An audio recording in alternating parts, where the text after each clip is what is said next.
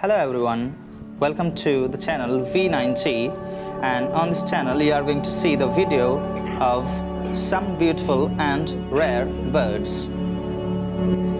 This is a peacock, which is a very common bird in India precisely because it is mostly found in India.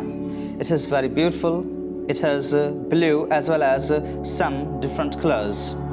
The birds which you are seeing right now, these are parrots, and this is the different variety of parrots. These are pigeons which are mostly found in India. They are very beautiful and lovely. These birds are very rare in India, and these are usually found in villages, especially in rural areas of India. And these are very pretty, beautiful, and these live in forests and in villages as well.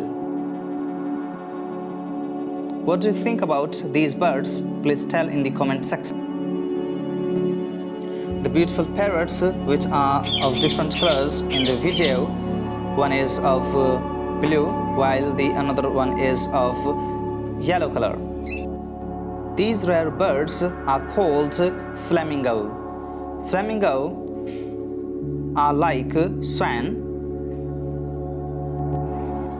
These birds are very beautiful and rare in colors. They are eating some grains and they are pet.